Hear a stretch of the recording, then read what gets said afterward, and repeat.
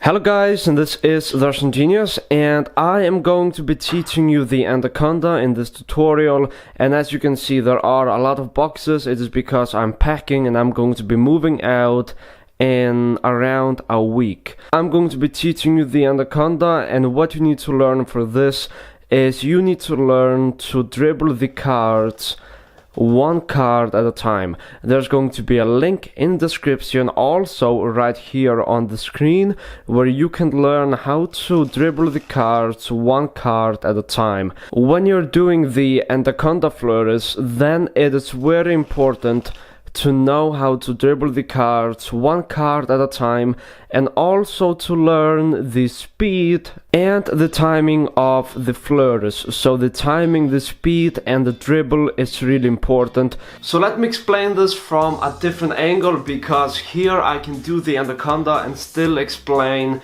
everything in detail. I recommend that you sit on your bed and try to learn the Anaconda, alright? Because when you drop the cards, then you can easily take them up and try it once again. Now, when you're doing the Anaconda, it is really important that you are using a good quality deck of cards. You are not able to do this with a Chinese deck of cards. You need to be able to drop one card at a time fast. That is one of the key points to the Anaconda, that you need to learn to drop the cards one by one fast. And this is difficult to do with a cheap deck of cards. I mean, bicycle decks cost $1, so it's also cheap, but you need to find a high quality deck of cards, like the bicycles for instance. I'm going to teach you how to do a smaller Anaconda before we move on to the big one. Now, the small Anaconda looks something like this. As you can see, it seems a little bit big on camera, but it's about this size. So here's how you do it. You're going to hold the deck in the same grip as in my card dribble tutorial. Link is in the description once again, so you can check it out. And what I like to do, I like to lick my thumb, alright? And why I like to do it is because then it's easier for me to drop one card at a time. When doing the Anaconda, here are the movements that you need to do, and this is very important to understand. So you start off in this position. Your deck is close to your chest, somewhere around your chest or neck height, somewhere around here.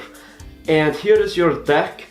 And when the hands go down, both of your hands are going to go down, and I like to hold the deck with both of my hands. When I come down to about the belly button, around the belt, then I start dropping cards, I start dribbling the deck, and in the action of dribbling the deck, my top hand goes up. When you start springing your first card, then your hand goes up.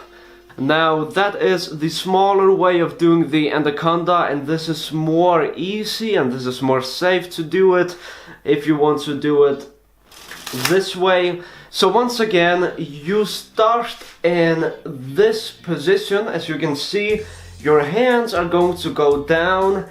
And when your hands are going down, then you're going to start springing the cards, so like this. And when you start springing the cards, then the hand on top is going to go up. It is important that your hand goes straight up.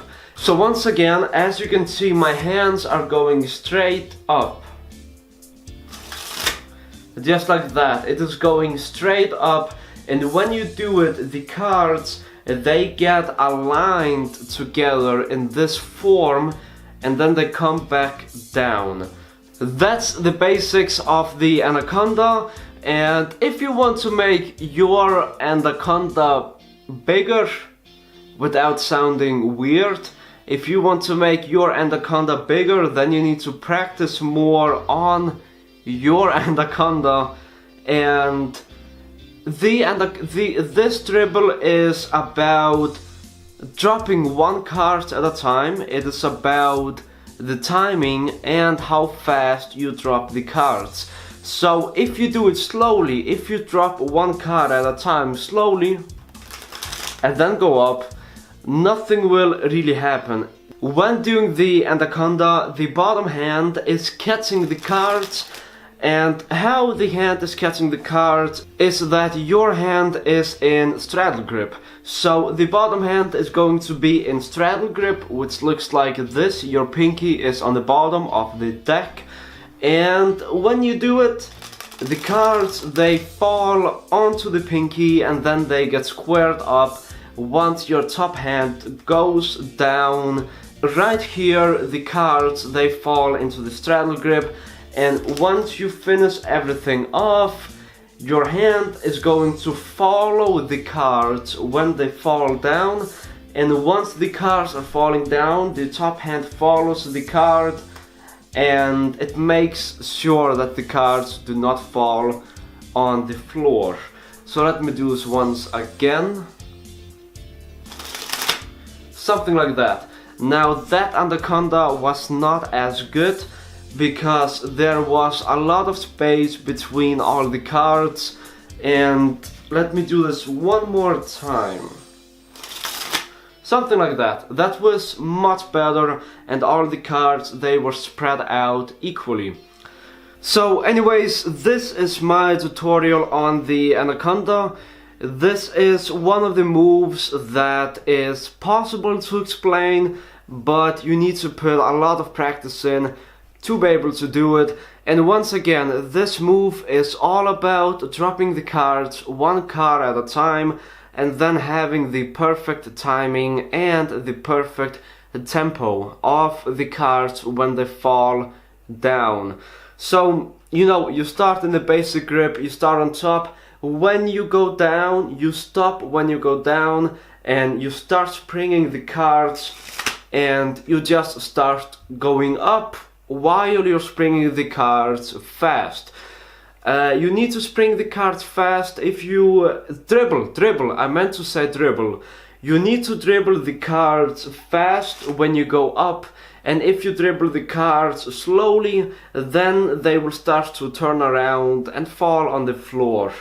Now, this is difficult, this takes time. I recommend that you sit down on your couch and then try it out.